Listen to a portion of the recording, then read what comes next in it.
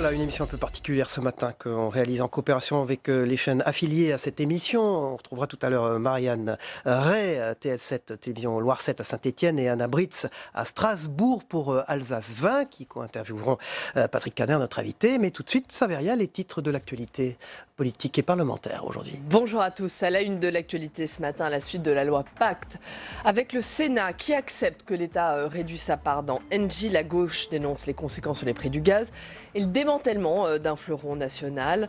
Autre sujet, le grand débat. Va-t-il se conclure par un référendum? Que pensent les socialistes de ce grand débat? Sont-ils présents? À toutes ces questions, c'est Patrick Caner qui va répondre, le patron des sénateurs socialistes et mon invité ce matin.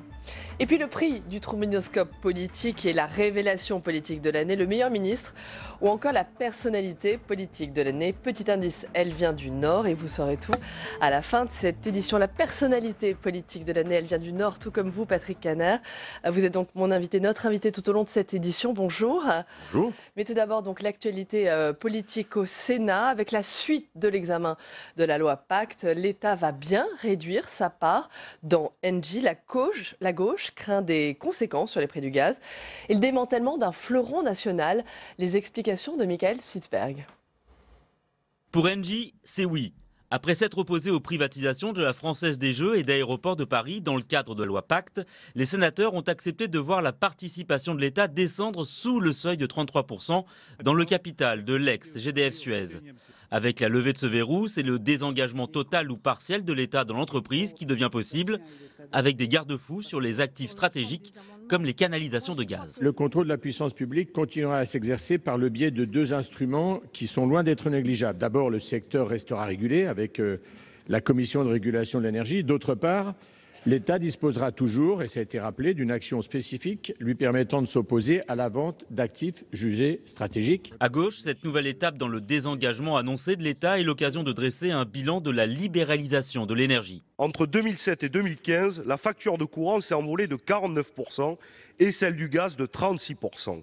On parle ici de presque de 2 000 € par an et par ménage. Pour le gouvernement, diminuer sa participation dans Engie, c'est permettre à l'entreprise de se développer.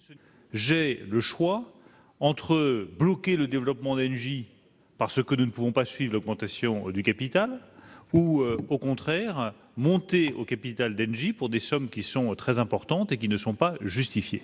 C'est ce qui va permettre à Engie de se développer, en particulier dans les énergies renouvelables, avec deux secteurs qui sont très importants. D'abord, il y a le biogaz, et par ailleurs dans l'énergie éolienne offshore sur lequel Engie commence à se déployer. Le vote solennel de la loi Pacte au Sénat est prévu le 12 février. Patrick Caner, le Sénat qui valide donc, on vient de le voir, le désengagement d'Engie, mais qui refuse la privatisation d'ADP. Pourquoi des lignes différentes? Sur Engie, on retrouve le clivage droite-gauche. Très clair, hein. Nous pensons qu'il faut que l'État reste puissant dans l'énergie pour préserver notamment les prix d'accès à cette énergie pour les Français les plus modestes. Sur Pacte, c'était autre chose. Pacte, c'est une situation de monopole, c'est l'entrée de la France. ADP, pardon, c'est l'entrée de la France dans Pacte. Et ce que nous avons dit avec LR, 85% d'ailleurs des sénateurs LR ont voté avec nous, avec aussi la gauche globalement, c'est qu'on ne privatise pas, on ne brade pas le patrimoine des Français. Monsieur le ministre de l'économie n'était pas très heureux au regard du résultat, mais j'ai envie de dire tant pis pour lui parce que ses arguments n'étaient pas bons. Mais tout de même, c'est surprenant cette alliance, on a envie de dire, de circonstances entre la droite libérale et vous, les socialistes. Ce qui s'est passé, c'est que chacun a compris que l'intérêt général l'emportait sur les intérêts partisans. C'est pas qu'une posture politique. Sûrement pas. Sûrement pas. Les craintes sont fondées. Sûrement pas, parce que nous estimons aujourd'hui que privatiser ADP, c'est une erreur économique, une erreur politique, et que cela consisterait finalement à permettre à des étrangers, peut-être, ou à de grands groupes français qui sont déjà dans une situation de monopole, de pouvoir mettre la main sur un fleuron de notre économie et surtout sur un équipement structurant. Et pour finalement quoi? Pour placer 10 milliards d'euros auprès de la Caisse des dépôts et consignations, c'est ce que nous a dit Monsieur le maire, et récupérer 250 millions d'intérêts pour financer un fonds d'innovation. Le gouvernement a prévu des garde-fous sérieux. La loi prévoyait puisque pour l'instant, la loi est bloquée par le Sénat. La loi prévoyait effectivement des garde-fous, mais nous avons vu que ces garde-fous n'avaient pas tenu sur les autoroutes. Et donc, voilà, chat échaudé, vous connaissez la suite. Et donc, ce que nous disons au gouvernement et aussi au président de la République, si le Sénat est un lanceur d'alerte, et nous le sommes, soyez attentifs au fait que 85% du Sénat a voté contre cette privatisation. C'est dit. Dans le reste de l'actualité, il n'y aura pas de champion européen du rail. Bruxelles a mis son veto hier à la fusion entre Alstom et Siemens contre l'avis de Paris et de Berlin qui militaient pour la création d'un géant européen en matière ferroviaire. Je vous propose d'écouter la réaction, la colère du ministre de l'économie et des finances, Bruno Le Maire. La décision de la Commission européenne qui vient de refuser la fusion entre Siemens et Alstom est d'abord une erreur économique qui repose sur une analyse que nous contestons des règles de la concurrence, du marché pertinent et des intérêts économiques de l'Europe. Et puis c'est une faute politique parce que la décision de la Commission européenne va renforcer l'industrie chinoise et affaiblir l'industrie européenne. Nous estimons que face aux grands champions industriels qui sont en train d'émerger partout dans le monde, dans tous les domaines, notamment dans le secteur du ferroviaire, nous avons un nouveau champion chinois, CRRC, qui est le premier champion mondial en matière ferroviaire. Il faut rassembler les forces européennes. Il faut rassembler l'industrie allemande et l'industrie française, comme nous le proposions avec la fusion de Siemens et d'Alstom. Ça nous aurait permis de jouer à armes égales avec la Chine. La Commission européenne a fait un autre choix. Nous estimons que c'est le mauvais choix pour l'Europe, le mauvais choix pour l'industrie européenne et le mauvais choix pour nos entreprises. Patrick Kenner, c'est le mauvais choix pour l'Europe, comme vient de le dire Bruno Le Maire. Vous partagez sa colère ? Écoutez, j'entends beaucoup de cris d'orfraie sur cette décision européenne. Alors, je ne vais pas la défendre, je vous rassure. Mais finalement, la Commission européenne applique le droit européen en vigueur. Et donc, si le droit européen en vigueur n'est plus adapté à la situation économique mondiale, il faut le changer. Et c'est au chef d'État, à M. Macron, en Conseil européen, de dire stop, trouvons de nouvelles règles pour justement éviter que, sur le ferroviaire, le fameux groupe CRRC, ce groupe chinois qui produit 230 trains par an, alors que Alstom et Siemens réunis font 35 trains. Donc c'est vrai qu'il y a un risque majeur. Mais si les règles sont à adapter, faisons-le, tout simplement. En tout cas, créer un groupe Alstom, Siemens, c'est effectivement créer une situation dominante, notamment par rapport à un autre groupe qui s'appelle Bombardier dans notre... Donc il y avait un vrai problème de monopole. Il y a un vrai problème de monopole, mais j'entends la remarque de la mondialisation. Il faut que l'Europe se défende. Il ne faut pas que l'Europe soit, entre guillemets, la cocu, permettez-moi l'expression, de l'évolution économique mondiale. Changeons les règles, c'est ça la véritable politique. Est-ce que vous craignez néanmoins précisément sur cette décision des conséquences sur l'emploi avec ce veto ? Ce qui est certain, c'est que cet accord, et je tiens à le souligner, n'était pas un excellent accord. On n'était pas un accord partagé entre Alstom et Siemens, on était plutôt dans une absorption d'Alstom par Siemens. Et donc les salariés, notamment les syndicats, avaient raison d'être en crainte par rapport à cette question. Donc le dossier méritait sûrement d'être amélioré. Aujourd'hui, il est effectivement bloqué par la décision de la Commission européenne. Revoyons l'ensemble pour que nous ayons effectivement cet Airbus du ferroviaire dans notre territoire, sur le continent. A tout de suite, Patrick Kenner, on vous retrouve. Dans l'actualité également, le Sénat se penche sur l'avenir de la sidérurgie Saveria avec la mise en place notamment d'une mission d'information. Après la fermeture de Gandrange et les hauts fourneaux de Florange, c'est le sort d'Ascoval, dans le Nord, qui a mobilisé politiques et syndicats. Comment sauver l'industrie du déclin et bien sûr les emplois qui en découlent ? Regardez les explications de Fabien Recker. Ils sont le symbole du déclin de la sidérurgie française. Les hauts fourneaux de Moselle définitivement éteints. Et même si le sauvetage de l'aciérie d'Ascoval en décembre dernier a ramené une lueur d'espoir, la filière métallurgique est en difficulté. C'est aussi un bastion fragile ou fragilisé par la crise de 2008, fragilisé aussi par l'attitude assez agressive des concurrents étrangers et notamment chinois. On sait que la Chine a fortement investi et est arrivée à une situation de surcapacité dans les domaines métallurgie-sidérurgie. Une filière qui emploie plus de 60 000 personnes en France dans 350 entreprises pour un chiffre d'affaires de 42 milliards d'euros. Des entreprises fragilisées par la concurrence chinoise qui a inondé le marché mondial avec un acier à bas prix. Conséquence en France, l'emploi salarié dans la sidérurgie a chuté de 21% en l'espace de 10 ans. Principalement touchés, quelques bassins d'emploi dans les Hauts-de-France, l'Est et la région PACA. Mais le recul de l'emploi ne signifie pas que la filière est condamnée. Les fermetures de sites ont souvent un impact médiatique très fort parce que tout le monde, en gros, a peur pour son emploi. Mais il ne faut pas mélanger les deux phénomènes.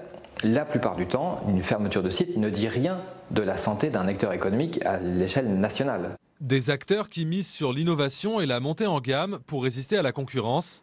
La mission d'information du Sénat, qui se penche sur la filière, se donne 6 mois pour rendre son rapport. Patrick Caner, est-ce que la sidérurgie est condamnée en France ? Non. Non, mais il faut analyser le mal. Et cette mission qui a été lancée par une de nos collègues du Nord, Valérie Létard, que je tiens à saluer, nous y participerons naturellement, est une mission utile pour comprendre ce qui est en train de se passer. Il y a aujourd'hui, je suis nordiste, vous le savez, je vois bien quand même les aciéries du Dunkerquois, il y a moyen de sauver les choses. On l'a fait pour Ascoval, j'étais présent sur le rond-point d'Ascoval. C'était peut-être le premier rond-point préfigurant d'autres choses. Sans gilets jaunes. Sans gilets jaunes, ils avaient des gilets oranges, nos amis d'Ascoval. Ils se sont battus et j'étais vraiment très fier d'être à leur côté, avec d'autres élus de la région, et notamment Xavier Bertrand, qui a été déterminant dans cette affaire. Mais sans l'intervention d'ailleurs des élus locaux, je ne suis pas certain que le gouvernement n'aurait pas laissé filer l'affaire et Ascoval aurait été fermé. Il n'y a pas de fatalité au déclin industriel ? Il faut qu'on ait une stratégie industrielle forte. L'industrie fait partie de notre ADN économique dans notre pays. Cette région que j'évoquais, le Nord, a vu le textile partir, a vu les mines, bien sûr, fermer, la sidérurgie en grande difficulté. Donc, il faut une volonté. Ça ne peut pas se passer que par des aides d'État. Et là aussi, l'Europe a un rôle majeur à jouer dans le cadre du débat que nous avons eu tout à l'heure. Néanmoins, c'est à l'État, aux collectivités d'intervenir. Les collectivités en pompiers, je n'y crois pas trop parce qu'à un moment donné, elles diront ce n'est pas notre rôle, même si la région a aujourd'hui récupéré la compétence économique de par la loi NOTRe. Il faut qu'elle influe, qu'elle puisse amener l'État aussi à prendre toute sa part. Prendre toute sa part, c'est non seulement de l'argent, mais c'est effectivement la définition d'une stratégie industrielle qui aujourd'hui nous manque dans ce pays. Patrick Caner, vous êtes président du groupe socialiste au Sénat. C'est important que le Sénat soit perçu comme la chambre des territoires. C'est-à-dire pas éloigner les gens. D'abord, c'est son rôle constitutionnel. C'est la Chambre des territoires. Et c'est une Chambre qui a le même pouvoir que l'Assemblée nationale, avec cette spécificité et le parcours qui est celui des sénateurs. Tous les sénateurs ont tous eu, à un moment ou à un autre de leur vie, une responsabilité locale. Et c'est tant mieux. Donc cette spécificité-là, il faut la garder, il faut la préserver. Il faut expliquer peut-être aussi au président de la République que toute idée de fusion avec une autre Chambre, que je respecte, le CESE, peut-être pas une bonne idée.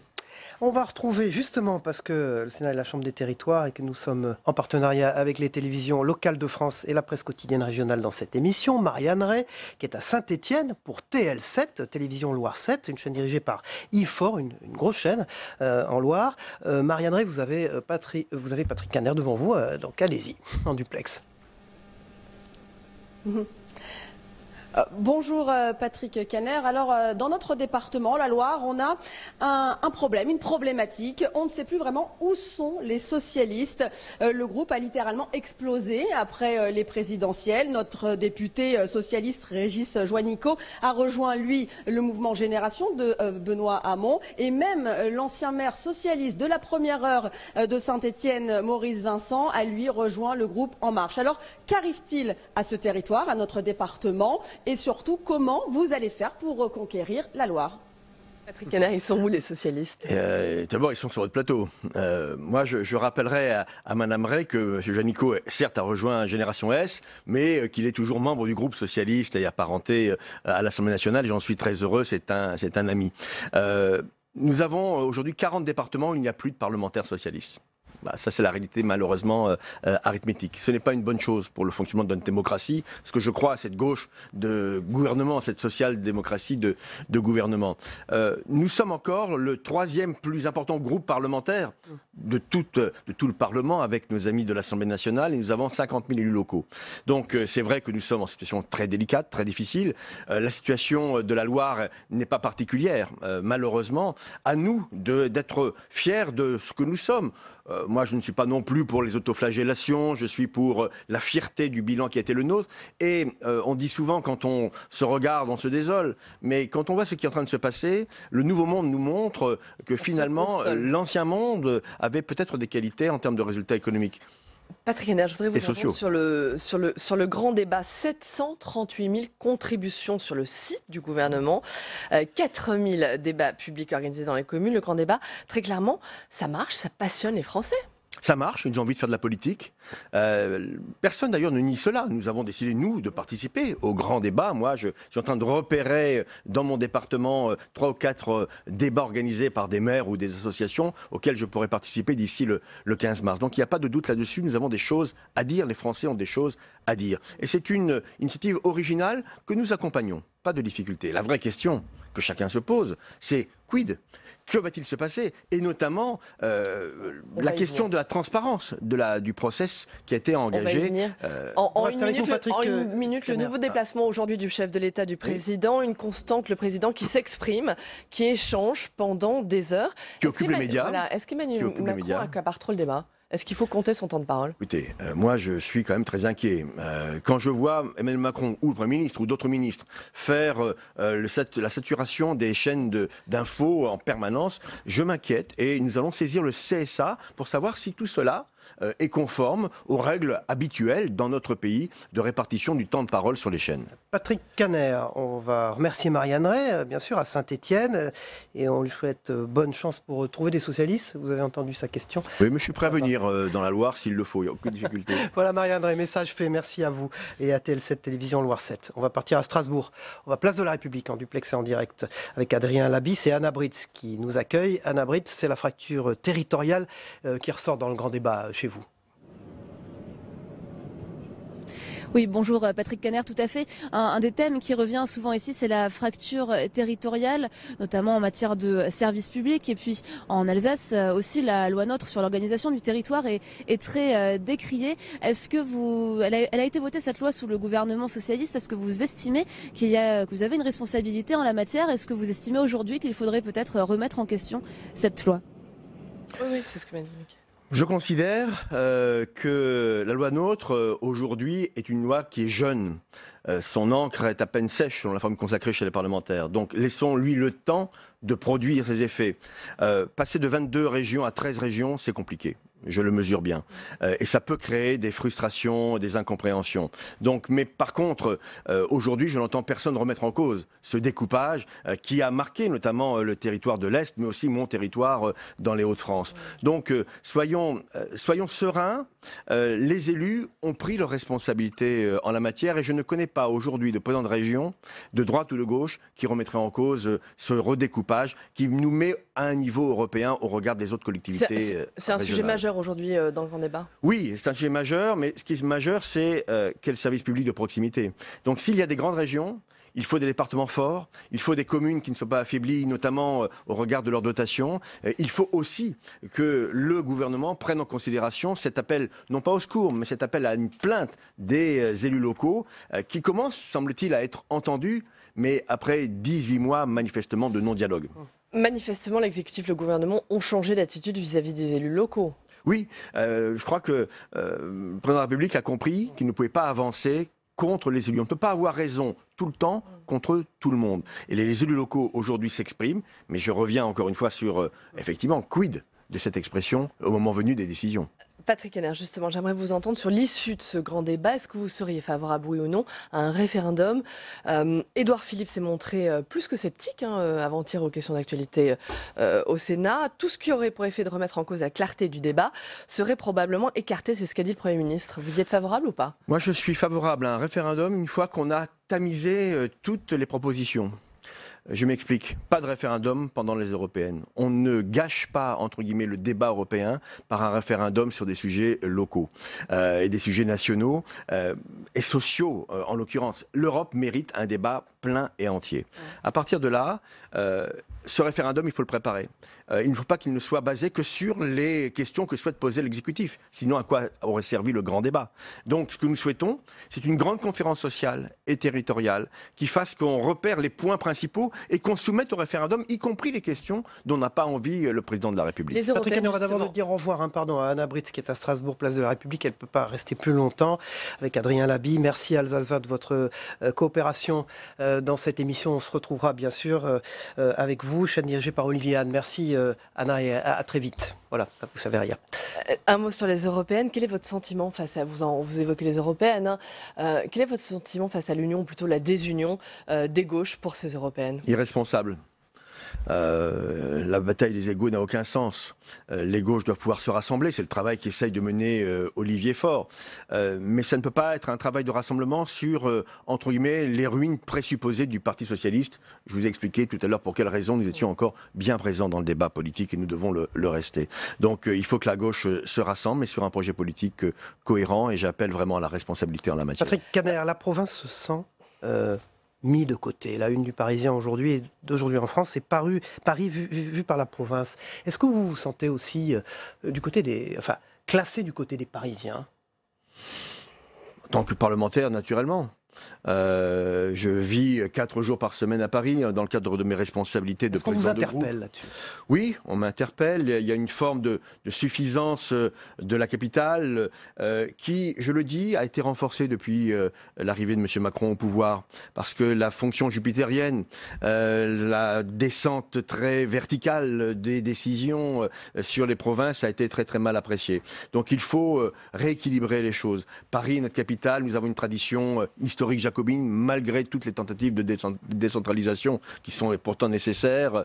Donc cela passe aussi par l'attitude des dirigeants nationaux qui doivent respecter les territoires. Voilà, le grand débat est une manière de répondre. Donc j'en prends acte, j'en suis heureux. Après, encore une fois, la question, c'est pour quel résultat? Merci. Dans le reste de l'actualité, le Sénat se penche sur le sort des familles yézidis. Le chef de file de la droite sénatoriale a organisé hier une conférence sur ce drame. Je vous propose d'écouter Bruno Retailleau qui évoque justement le sort de l'une d'entre elles.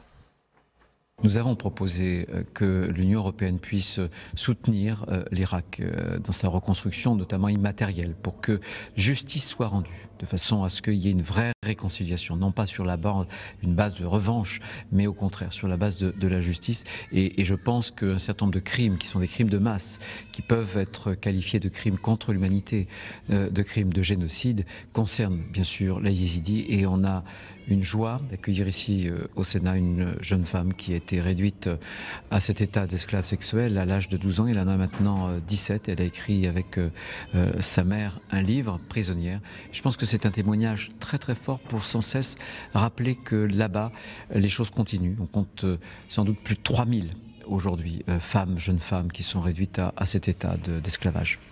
Voilà, et on va terminer avec les prix du trombinoscope politique. Xavier Bertrand se voit décerner le prix de la personnalité politique de l'année. Meilleur ministre Agnès Buzyn, meilleur sénateur Philippe Bas. Philippe Bas qui s'est illustré à la présidence de la commission d'enquête parlementaire, mise en place bien sûr après l'affaire Benalla. Je vous propose de l'écouter. Celle-ci a été... C'est tout simplement le travail habituel du Sénat. Nous avons chaque année 3 ou 4 commissions d'enquête. Celle-ci a été plus médiatisée, mais ça n'est pas de notre fait. La transparence a eu lieu. L'œuvre de vérité, c'est d'une certaine façon déjà accomplie parce que tous les Français qui étaient intéressés ont pu constater la manière dont les choses se sont déroulées. Et d'une certaine façon, ça a permis pour la première fois de montrer en grandeur nature ce qu'est le travail d'une assemblée où on se respecte, où on dialogue et puis où surtout on accomplit un travail de fond qui dépasse les polémiques, les invectives, où la droite, la gauche, le centre, En Marche savent se parler pour essayer de trouver ensemble des solutions communes. Patrick Caner, jusqu'où ça va aller cette affaire Benalla? On a encore appris hier soir, nouvelle révélation, que la chef de sécurité de Matignon a été entendue par les enquêteurs. Elle conteste avoir réalisé les enregistrements dévoilés par Mediapart entre Alexandre Benalla et Vincent Kras. Jusqu'où ça va aller? C'est incroyable cette affaire. Un feuilleton toutes les semaines maintenant. Avant c'est tous les mois, maintenant c'est toutes les semaines. Une information nous tombe. Désormais Matignon est éclaboussé. Oui, éclaboussé, en tout cas concerné. Et j'avais dit, je crois sur votre plateau, que pour moi l'affaire Benalla n'était pas une affaire d'État, mais une affaire qui engageait l'État. Je commence à bouger d'opinion, à changer d'opinion, et je pense que ça peut devenir une affaire d'État au regard de toutes ces révélations totalement incroyables de semaine en semaine, et avec manifestement une forme d'irresponsabilité, d'imprévision totale de collaborateurs très proches du pouvoir. Alors, nous avons fait notre travail. Nous avons été ce lanceur d'alerte, je reprends l'expression tout à l'heure. Merci aussi à la presse de nous y avoir aidés. Nous avons fait notre boulot, comme l'a dit Philippe Bas. À partir de là, c'est à la justice maintenant d'avancer et d'avancer vite, parce que cette affaire ne sent pas bon. Merci Patrick Caner, président du groupe socialiste ici au Sénat, d'avoir été notre invité. On passe à l'agenda. Tout de suite, ce qui se passe justement au Sénat. Il faudra suivre ce matin dès 10h30 en séance, c'est important, le dépôt du rapport annuel de la Cour des comptes d'Idimigo qui avertit les 10 milliards d'euros de mesures pour le pouvoir d'achat annoncé par Emmanuel Macron. Le ralentissement de la croissance font peser la menace d'un nouveau dérapage du déficit et de la dette. La Cour qui pointe à propos du budget de la France un scénario de finances publiques préoccupant, affecté de multiples fragilités. Après le dépôt du rapport, bien sûr, toujours en séance, il faudra suivre la suite de l'examen du projet de loi PAC, la loi pour la croissance et la transformation des entreprises en séance publique.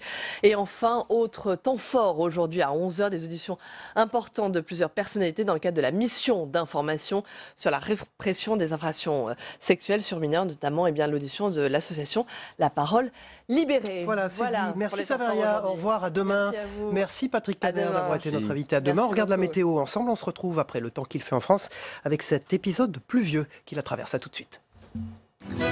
Merci. La météo vous est présentée par l'Assemblée des départements de France.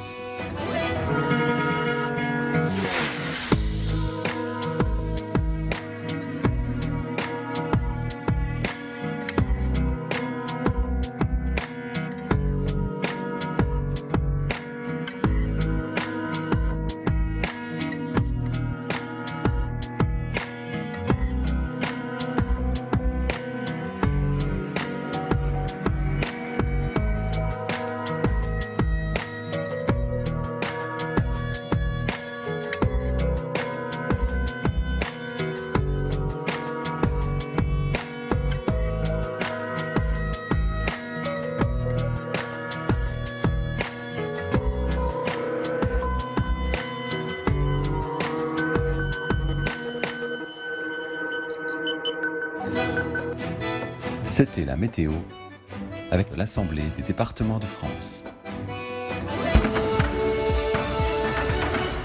La décision de la Commission européenne qui vient de refuser la fusion entre Siemens et Alstom est d'abord une erreur économique qui repose sur une analyse que nous contestons des règles de la concurrence, du marché pertinent. La décision de la Commission est une mauvaise décision. C'est un mauvais coup à l'industrie européenne. Songez que la Commission n'a pas voulu se poser la question du marché mondial en intégrant l'Asie. Je le dis comme je le pense, c'est extravagant. La question qui nous est posée, c'est pas simplement d'avoir un avenir limité, c'est d'avoir un avenir grandissant, une capacité véritablement de peser. Aujourd'hui, Alstom, on lui a coupé, j'ose pas dire les ailes, puisque c'est du ferroviaire, mais enfin on lui a coupé un peu d'énergie. J'apprécie beaucoup cette décision, bien sûr. Je regrette que ce soit la Commission qui la prenne, en réalité, et que le gouvernement ait poussé à ce qui est présenté comme un mariage, alors que ça n'en est pas un. C'est une manière de brader totalement un des derniers fleurons. Il y avait aussi une absurdité première du fait de brader.